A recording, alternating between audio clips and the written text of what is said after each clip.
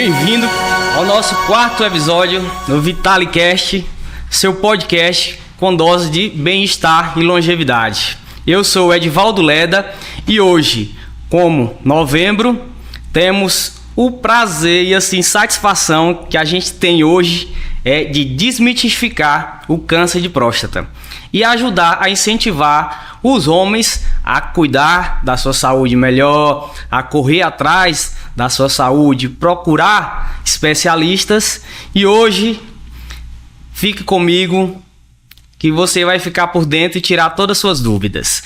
E antes de mais nada, nosso podcast é patrocinado por Farmafórmula, a maior farmácia de manipulação do Brasil, com mais de 40 anos manipulando fórmulas e 160 unidades espalhadas por todo o Brasil. E também Oni Herbal, sua suplementação que cuida de você, do corpo e da mente. E para esse tema muito importante, estamos no mês de novembro, conhecido como Novembro Azul, aquele mês de conscientização. Nada mais do que um especialista, Dr. Benito, urologista, está aqui para responder todas as suas dúvidas e tirar aqueles mitos que existem ainda, infelizmente, hoje ainda na nossa sociedade. Dr. Benito, seja muito bem-vindo, fique à vontade e de já, muito obrigado por essa oportunidade de estar aqui para a gente esclarecer para toda a população sobre o Novembro Azul. Eu acredito que quanto mais informações a gente levar, quanto mais pessoas falar sobre isso, eu acredito que mais pessoas vão atrás, vão correr atrás, vão procurar saber, vão entender que muitas coisas realmente não é o que eles imaginavam, né? Então fique à vontade, se você quiser se apresentar, a casa é sua. Boa noite, Edivaldo. Boa noite a todos que estão nos assistindo. É um prazer enorme estar aqui e poder levar um pouco de conhecimento à comunidade. Como você falou, né, o Novembro Azul é uma campanha a nível mundial e ela tem a intenção realmente de levar a conscientização a respeito do câncer de próstata. E hoje a gente vai bater um papo legal aqui, tentar esclarecer alguns pontos importantes para todos que estão nos assistindo e para que vários mitos caiam por terra e a gente tenha em primeiro lugar a saúde do paciente. A gente estava aqui conversando antes de entrar ao ar e aí eu fiquei já muito feliz em saber da informação. Doutor, realmente aparecem mais homens, os homens em novembro vão atrás mesmo realmente, e você de prontidão respondeu que sim, vão mais atrás, então isso é muito bom, muito importante pra gente. Ainda mais tem muitos homens, eu acredito, que está aí nos vendo, né? E amanhã vai ao ar no YouTube, então vai ficar disponível para quem quiser saber, quem não conseguiu assistir, quem não conseguir assistir, vai estar disponível amanhã na nossa plataforma. E aí eu fiz uma caixinha de pergunta lá no Instagram, surgiu algumas dúvidas, creio que delas básica, mas assim, para uns, para outros não. Já queria que você explicasse um pouco pra gente o que é a próstata, né? Qual a função dela para o homem, por que ela é essencial. Explica um pouco pra gente como que é esse processo. Então, a próstata é um órgão do sistema reprodutor masculino. Então ela tem a função basicamente de participar da reprodução. E o seu principal papel é na produção do líquido prostático. Ele compõe ali em torno de 50% a 60% do volume do que o homem ejacula. Então, quantos por cento? 50% a 60%. Então, o que acontece? Grande parte do que o homem ejacula na hora da relação sexual vem da próstata. E lá nós temos algumas substâncias que vão ajudar o espermatozoide a não morrer. Seja para controlar a acidez vaginal, seja os alimentos que o espermatozoide precisa de energia. Então, basicamente, ela faz parte do sistema reprodutor masculino. Por isso que a gente vê alguns pacientes com problema na próstata reclamando de disfunção erétil, porque as coisas estão intimamente ligadas. Como ela faz parte do sistema reprodutor, é natural que uma próstata doente possa causar alguma dificuldade de ereção. Diretamente ligado com a função sexual, né? Como você me perguntou o que era a próstata, qual é a função da próstata, eu estava lhe explicando que a próstata é um órgão do sistema reprodutor masculino Então ela participa basicamente da reprodução humana. Então, qual que é a função da próstata? É produzir o líquido prostático, que corresponde a 50% a 60% do volume do ejaculado. Então, às vezes a gente tem um paciente com problema prostático e é natural que ele também reclame que tem uma diminuição da função sexual. E aí pode ocorrer de ter relação, na verdade, de ter filhos ou não, com essa relação da próstata? Isso, ela pode também impactar diretamente e acabar diminuindo um pouco a fertilidade do paciente. Até então, porque é relação dos espermatozoides, né? Exatamente, ela produz basicamente o substrato, o conteúdo de energia que os espermatozoides vão precisar para conseguir chegar até lá no óvulo e haver a fecundação. Então, você atende esse nicho também? Sim, com certeza. Aí, uma área que eu não conhecia e não sabia, né? Dentro da urologia, a gente tem uma subespecialidade que é a andrologia. Então, temos dentro da andrologia também a parte de reprodução humana. Então, o andrologista é o homem que vai cuidar de toda a parte reprodutiva e hormonal do homem, que é uma subespecialidade dentro da própria urologia. Muitas vezes a gente vê... E outra coisa que eu não sabia, não é relacionada ao tema, mas uma curiosidade sobre a urologia, e é que trata também mulheres, né? Exatamente. Então a gente tem pacientes com quadro de infecção urinária de repetição, pacientes com perdas urinárias aos esforços. Então hoje a gente vê muitas mulheres fazendo academia ou mesmo crossfit e relata que durante o esforço perde urina. Então nós somos os médicos habilitados dentro da especialidade da uroginecologia a tratar todas essas condições. Temos também bexiga baixa, o próprio útero baixo, as questão de pedra nos rins, então a gente faz um acompanhamento global das mulheres também. É muito bom, interessante saber. Eu acho que, como eu, várias pessoas também não tinham esse entendimento. Então já fica aí um marketing, um merchan bem importante aí pra gente, né? Isso. Pra você, no caso, né? A urologia é uma especialidade bem completa, porque a gente vai desde a criança, né? Que às vezes a criança nasce, o testículo não tá descido, a gente vai acompanhar para ver o desenvolvimento, o momento certo de operar. A criança basicamente também tem fimose, a gente vai acompanhar, a gente que vai operar. As mulheres, temos os meninos quando vão iniciar a atividade sexual, toda aquela orientação a respeito do uso de preservativos, doenças sexualmente transmissíveis. Na fase adulta, a gente pega os adultos jovens aí para tratar alguma disfunção erétil, os idosos a partir de 50 anos, vamos acompanhar na parte das doenças prostáticas. Então é uma especialidade bem completa que, como alguns colegas dizem, a gente vai atender de mamando a caducando. Essa questão aí da adolescência, né? É bem importante, como se for... A gente entende que as mulheres fazem isso já, né? As mulheres já fazem isso, né? Quando as mulheres começam, já leva na ginecologista, no caso, né? E o homem no urologista. Mas assim, eu acho que depois a gente vai falar um pouco mais sobre essas questões de mito. O urologista, e muitas vezes quando fala para o homem, né? O urologista tem que ir no urologista, ele já fica meio que... Mas a gente vai mais tarde conversar um pouco mais sobre isso. Mas...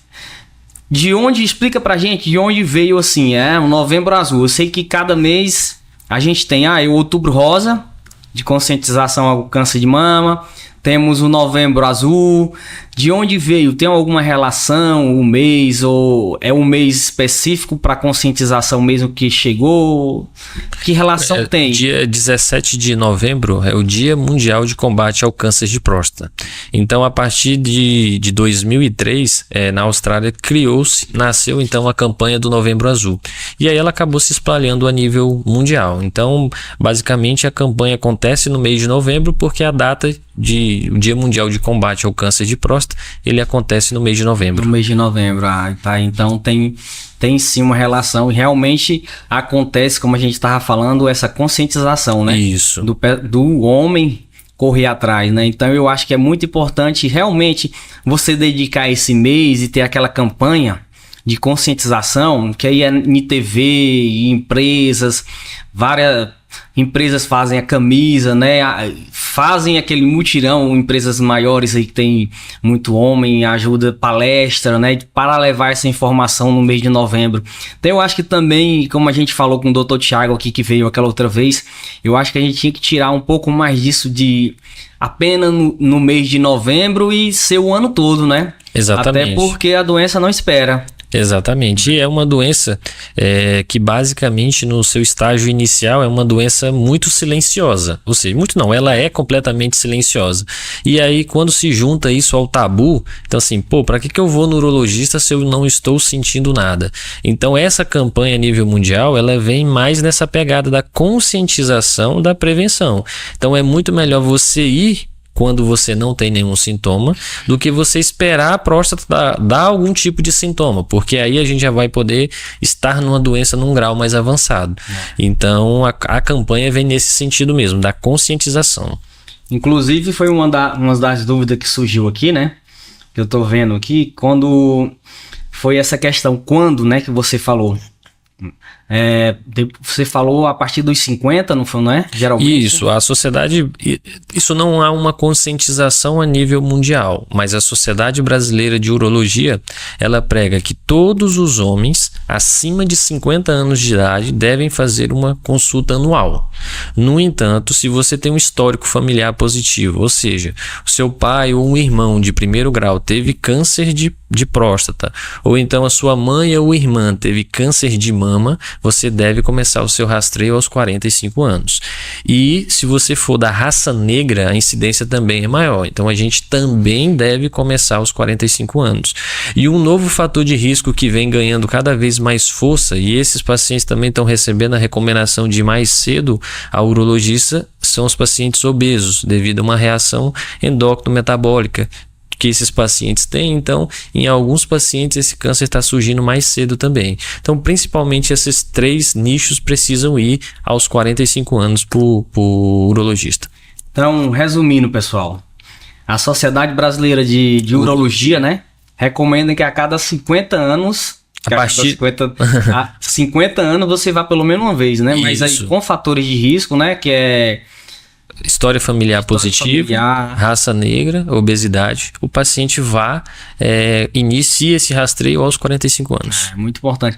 Também essa relação, eu não sabia, questão de mãe, né, ter já câncer de mama, poderia ser... Isso. Então, um fator genético está bem ligado, né? Está bem ligado, isso. A gente, os estudos têm mostrado que o mesmo gene, que um dos genes, né, 2 genes que são responsáveis por uma parte dos cânceres de mama são os mesmos do câncer de próstata. Então, todo paciente que tem câncer de mama, eles têm um estudo genético para identificar que gene foi o causador do câncer de mama. Se for o BRCA1 ou 2, ele também é um fator de risco para desenvolvimento de câncer de próstata. Então, nessa relação, a gente precisa também de conscientizar esses pacientes a virem ao urologista.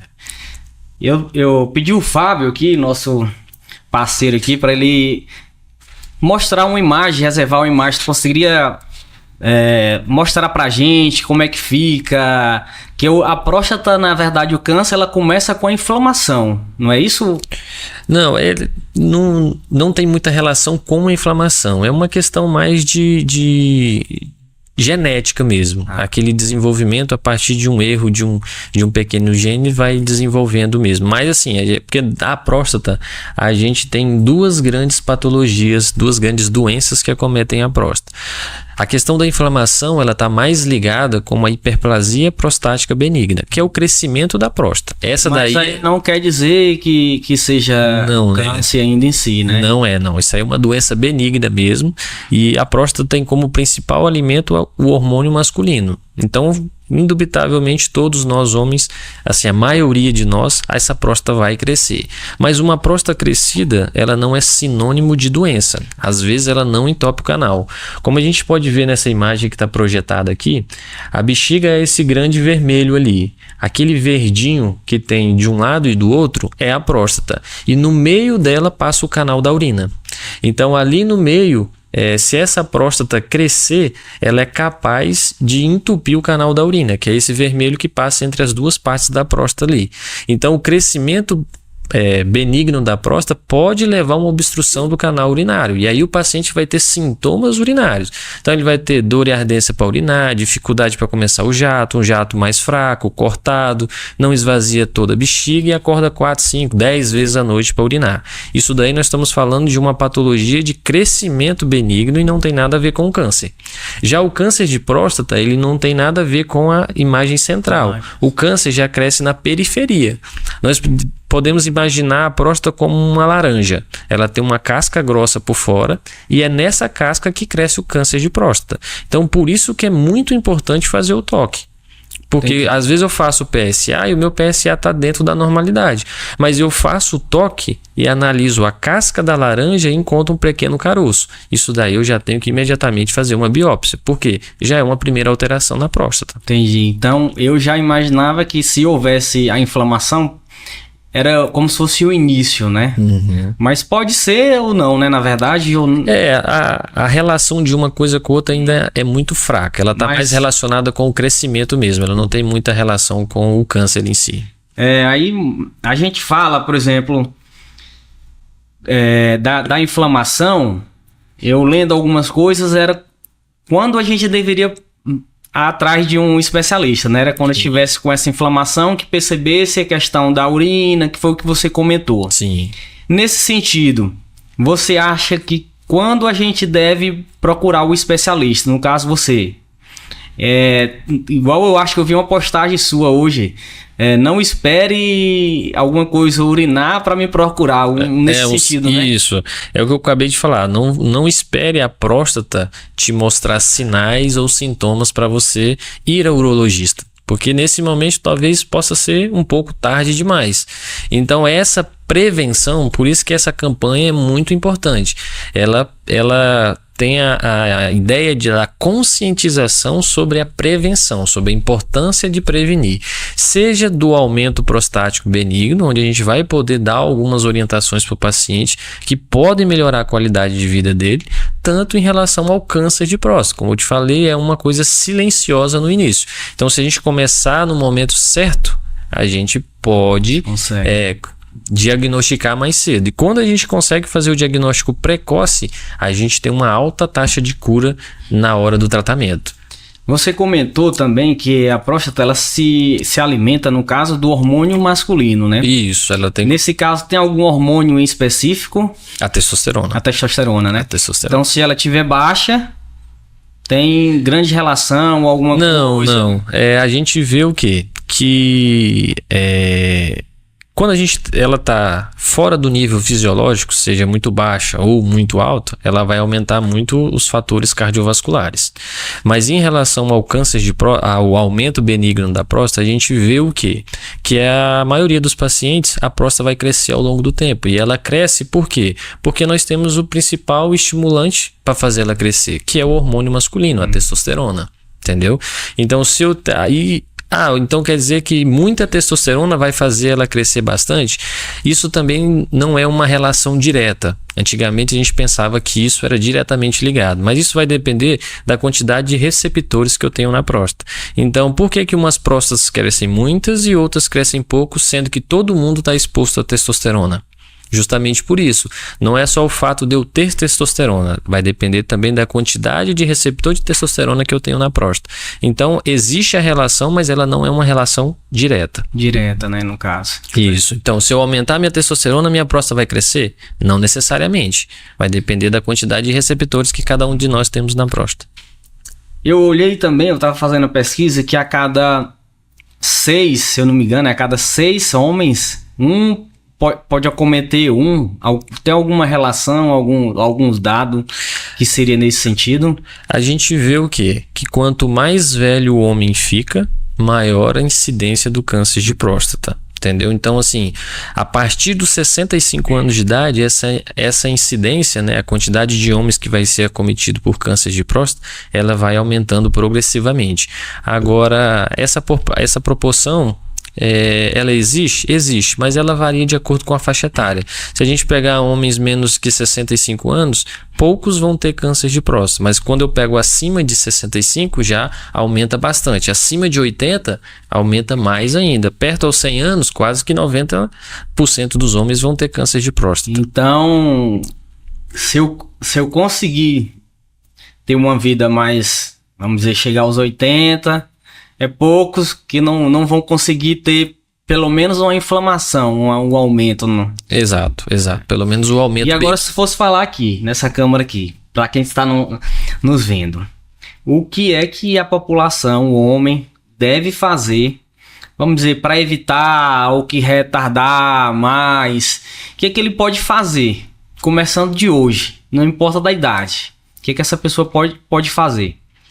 A gente vê que de uma forma geral, não falando apenas em câncer de próstata, mas a gente falando em todas as doenças como um todo, os hábitos de vida são muito importantes. Então, a gente precisa de uma alimentação saudável, de uma alimentação adequada, de beber a quantidade correta e necessária de água diariamente. A gente precisa fazer atividade física, ter uma boa qualidade de sono. E isso daí vai nos permitir viver mais e também vai nos deixar menos exposto aos fatores que vão nos levar ao que a gente chama de estresse oxidativo. Então isso daí vai ser um grande responsável por fazer com que a gente desenvolva várias doenças. Então você tendo uma vida mais saudável de uma forma geral, aí a gente vai conseguir controlar um pouco melhor o meio para diminuir a incidência dessas doenças. Com quem a gente já conversou até agora, o que a gente pergunta é todo nesse sentido.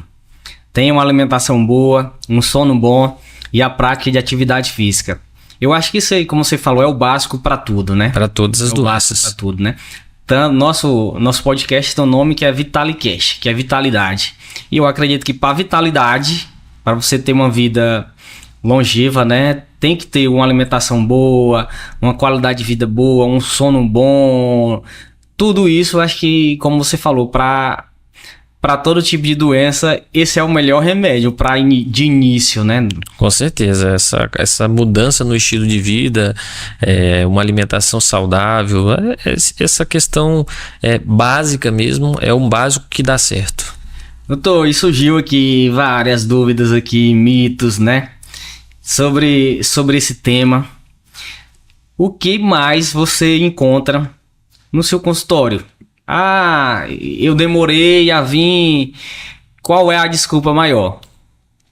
O medo, né? Principalmente do exame físico, né? Do tão famoso toque retal. Assim, por parte dos homens, em sua maioria, a partir dos 50 anos, a gente vê que eles têm aquele medo.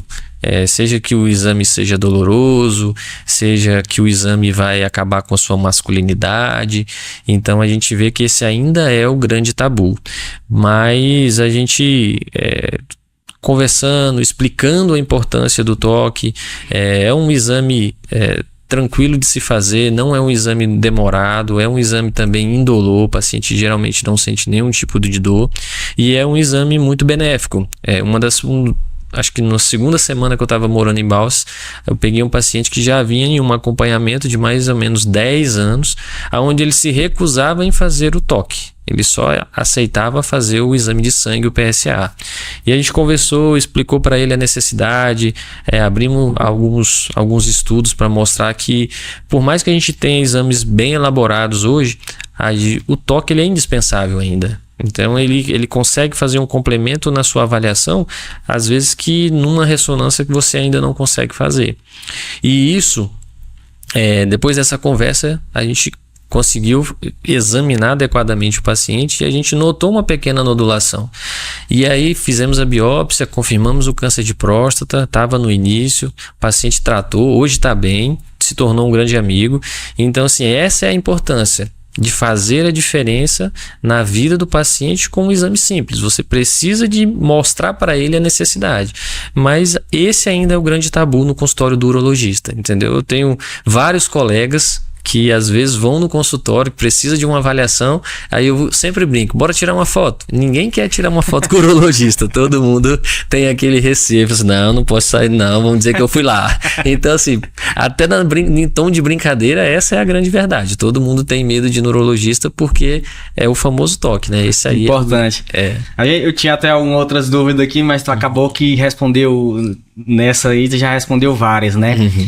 Uma era da questão de dor, questão você já nos relatou que é indolor. Sim. Outra questão da masculinidade, né? Então, pessoal, é muito importante, a gente não vai deixar de ser homem, né? Isso é um exame, faz parte da rotina, da minha rotina, como faz parte da rotina das mulheres, né? Com certeza. Mulher é mais frequente, né? E tem muito mais, como você disse, muito mais infecção urinária do que o homem, muito mais está exposto a essas situações. Então, a gente, vamos dizer aí que durante a vida pode acontecer de fazer um exame uma vez, né?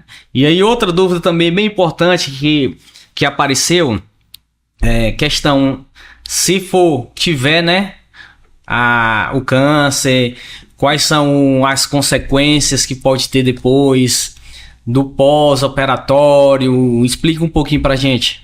Isso, é importante falar que o câncer de próstata ele é um câncer que a gente chama indolente. O que é um câncer indolente? Ele demora muito tempo, de 10 a 15 anos, para ele evoluir de estágio. Então os estudos vêm mostrando que às vezes quando eu tenho um paciente que ele está numa fase muito inicial do câncer dele, é câncer do mesmo jeito que os outros, mas é graduado ali com uma fase inicial. Eu tenho uma modalidade de tratamento que se chama acompanhamento ativo. Vigilância ativa. O paciente ele vai a cada 3 meses no consultório fazer os exames periódicos para a gente ver se mudou algum padrão dele. Então, como esse câncer demora muito para evoluir de estágio, mesmo o paciente tendo um câncer, eu posso apenas acompanhar ele. Então, essa é uma modalidade de tratamento. Essa daí, o paciente ele não vai sofrer nenhuma consequência com o tratamento, porque é apenas um acompanhamento. Se o paciente já tem um câncer um pouco mais evoluído, que eu não posso, ele foge dessa faixa que eu posso fazer o acompanhamento, eu vou ter que fazer um tratamento um pouco mais invasivo com ele. Então, ou vou submeter ele a uma cirurgia, ou eu então posso fazer a radioterapia. Se eu já tenho um paciente que fugiu desse estágio, está no estágio mais avançado, onde a doença já saiu da próstata, já tem metástase, aí eu já vou pensar em uma outra forma de tratamento. Então tudo basicamente vai depender do estágio que o paciente está. Mas quando a gente fala dos tipos de tratamento, principalmente a cirurgia, as duas grandes complicações que causam medo aos pacientes, uma delas é a impotência sexual. Então há um percentual dos pacientes que podem evoluir com dificuldade de ereção após a cirurgia de câncer de próstata. Outra complicação que pode acontecer é a perda urinária, porque às vezes pode machucar o esfíncter, né, o músculo que segura o xixi, e o paciente pode ficar perdendo o xixi no pós-operatório. E é importante lembrar que o paciente que tem aumento benigno da próstata, a próstata dele só cresceu e está causando sintomas urinários, às vezes esse paciente vai passar por uma cirurgia. A cirurgia que o paciente que não tem câncer de próstata vai passar, essa não vai causar nenhuma consequência para ele, em relação à potência sexual, que é a grande dificuldade. Calma aí, tenha calma, não é todo caso, né? E aí outra coisa, 15 anos, do estágio que você falou de 10 a 15. 10 a 15 anos. Durante todo esse período, se uma pessoa não procurou uma ajuda, esperou 15 anos para evoluir para esse estágio. E aí também é muito desleixo nosso de homem, né? Eu digo da gente homem, né, verdade? A gente esperar esse tanto de tempo. Isso não é uma coisa incomum. Entendeu? Não é uma coisa incomum. Posso te falar que nesses 2 anos de Balsa a gente já fez cerca aí de mais de 30 diagnósticos de câncer de próstata, e eu te digo com certeza que mais de 50% desses pacientes diagnosticados, a doença já estava em estágio avançado. E aí já é uma coisa que o tratamento se torna um pouco mais complicado, mas há o benefício do tratamento ainda. Então assim, não é uma coisa incomum. E no caso, como você explicou um pouco da inflamação, no caso, como que seria esse tratamento dessa inflamação? É cirúrgico também? É medicamentoso? A maioria dos tratamentos, a gente sempre vai pensar no paciente e fornecer para ele aquele tratamento menos invasivo. Então a medicação sempre vai ser a nossa primeira opção. Então o paciente chega cheio de sintomas, a gente vai investigar uma infecção urinária, uma infecção prostática. A nossa primeira forma de tratar é com medicamento. E ele vai tomar a medicação durante um certo tempo. A gente vai fazer uma reavaliação desse paciente. Isso. Vamos avaliar todos os sintomas, se houveram melhoras ou não. Vamos avaliar o fluxo urinário dele, se houve melhora ou não. Se tiver melhora, o que nós vamos vamos fazer, permanecer naquele tratamento que está dando certo. Agora, se o paciente vem, faça um tratamento, não há melhora, aí eu não tenho para onde correr. Eu tenho que fornecer para ele qualidade de vida e resolver o problema dele. E, por vezes, a gente vai precisar, sim, terminando num procedimento cirúrgico. Eu queria deixar aqui, quem está nos vendo, ficar bem tranquilo. E aí, caso aconteça de fazer uma cirurgia e precisar, a gente atende vários. A gente tem vários clientes que fizeram uma cirurgia e tiveram, né, essa consequência de ter esperado muito tempo, infelizmente, esteve em um estágio bem avançado e tiveram essa consequência, e a gente atende, né, com, como é que se diz aí, algumas medicações para dar mais aquele ânimo aí na galera aí. A gente tem algumas, pode ficar tranquilo que na Farmafórmula a gente tem, né, não, doutor? Com certeza. E aí eu tava conversando também outro dia com um colega, e aí ele tem casos na família, né? E aí ele acho que já tá com seus quase 50 anos, e aí ele disse que por na família dele ter, ele com 45 anos foi. E aí ele disse que o urologista falou pra ele, rapaz, parece um menino, uma criança.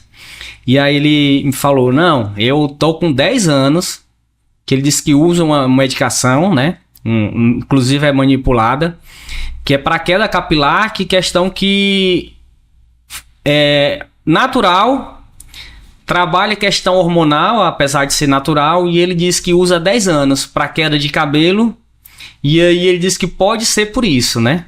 Existe alguma relação realmente nesse sentido? Depende da medicação, Depende, né? Vai depender muito da medicação. Mas antes dos 50 anos, a gente vê que a maioria dos pacientes, eles têm uma boa vitalidade, uma boa função sexual, e eles também vão ter, assim, aquela próstata de criança. E isso basicamente também vai depender da medicação que ele toma. Se você for pegar esse seu amigo e avaliar como ele é, assim, que eu digo no sentido de, tem uma alimentação bacana, faz uma atividade física, é um cara mais controlado, você vai ver que isso influencia mais positivamente do que a própria medicação que ele toma. Pior que não, né? Ele não tem essa vida tão ativa, não.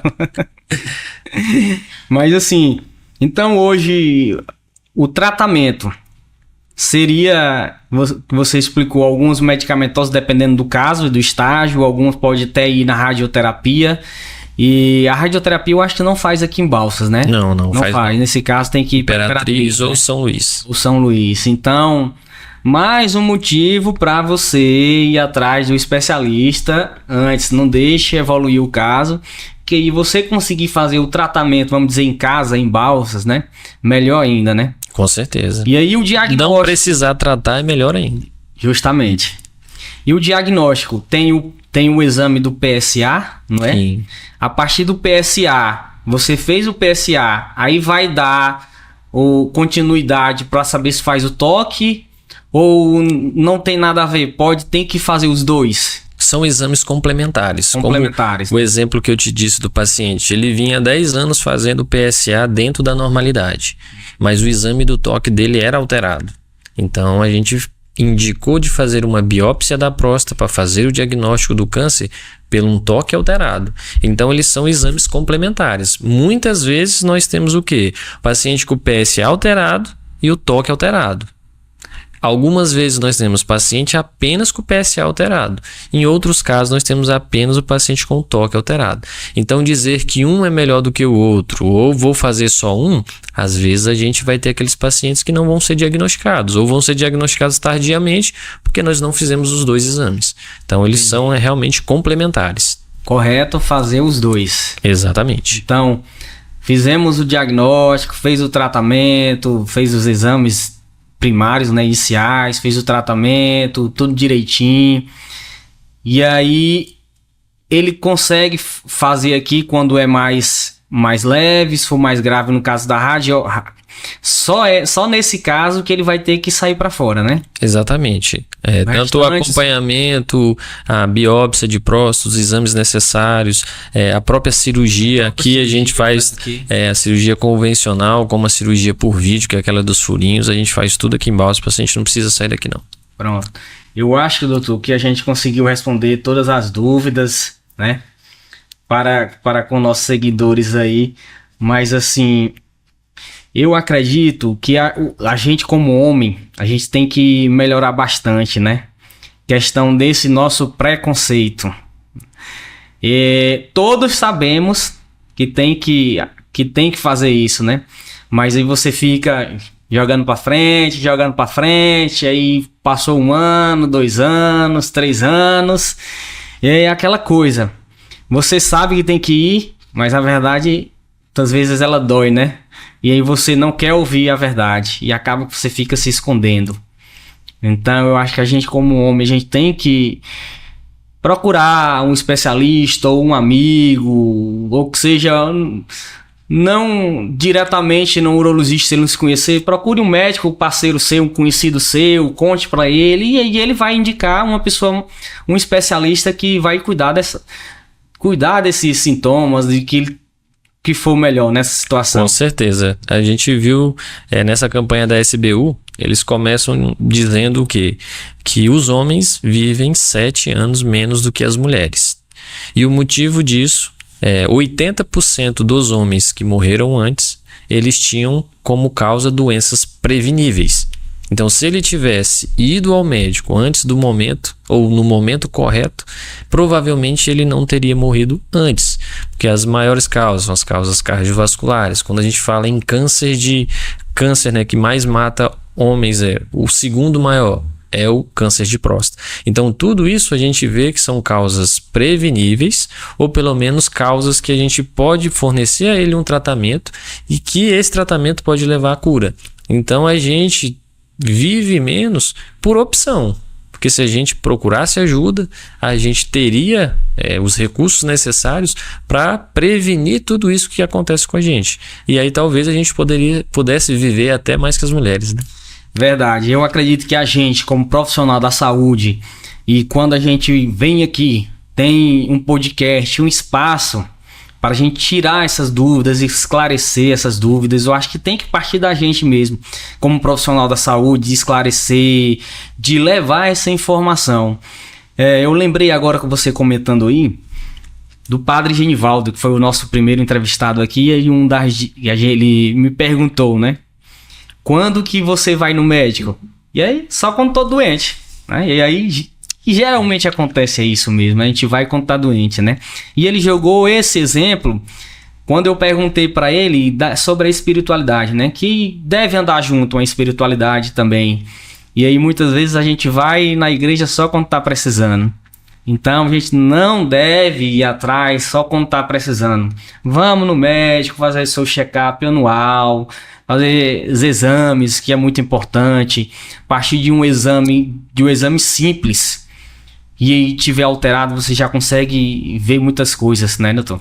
Exatamente. Doutor, e de cara, eu já queria agradecer sua oportunidade. Você comentou agora que ainda tem cirurgia para fazer hoje ainda, bem corrido, foi meio complicado a gente organizar esse horário, mas eu queria que você, já pra cá, explica um pouquinho pra gente, quem quer lhe encontrar, quem quer marcar uma consulta, como que ele faz? Como que essa pessoa vai fazer? Então, gente, eu sou o Benito, né? Todo mundo já que tá assistindo aí sabe quem eu sou. Sou médico, sou cirurgião geral, sou urologista. Já estou morando em Balsas há cerca de 2 anos, mas a minha família mora em Balsas desde 2001 e eu estudei o ensino médio, parte do fundamental aqui em Balsas. Hoje eu trabalho na clínica Imagem Diagnóstico, atendo lá todos os dias da semana, de segunda a sábado, de 8 da manhã às 18 horas. E quem quer fazer contato com a gente pode tanto achar nas redes sociais, como também o contato de WhatsApp, que é 99160 4050. Doutor, e questão nas redes sociais que você comentou, né? Deixa aí suas redes sociais também, para quem quer lhe seguir, quem quer tirar alguma dúvida, de vez em quando você posta bastante vídeo, inclusive parabéns pela sua iniciativa. Você tem 2 anos em Balsas, né? Isso. E eu tô 5 anos já. E aí quando você chegou, começou a aparecer para mim os seus vídeos, né? E você já começa, cara, parabéns, aí eu vendo seus vídeos. E aí depois que eu fui lhe conhecer pessoalmente. E aí quando eu já conheci pessoalmente, é o rapaz que faz os vídeos lá, o urologista, e a gente já vai tendo essa relação. Então é muito importante hoje Parabéns aí pela sua iniciativa e deixe seu Instagram aí para quem quer. Tem muitas informações relevantes lá, bastante dúvidas esclarecedoras. Certo, o nosso Instagram é Dr. Benito Costa. Sem nenhum ponto, sem nenhum tracinho, é só Dr. Benito Costa. Vai ser um prazer receber todo mundo lá e tirar as dúvidas que são pertinentes.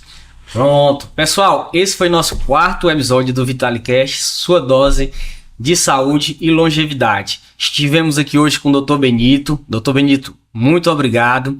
E eu queria ver de vocês qual assunto você tem interesse em ficar sabendo. Então comenta aí embaixo, diga pra gente qual especialidade, qual médico, qual pessoa inspiradora que você quer ver aqui com a gente. Então, até o próximo. Tchau, tchau.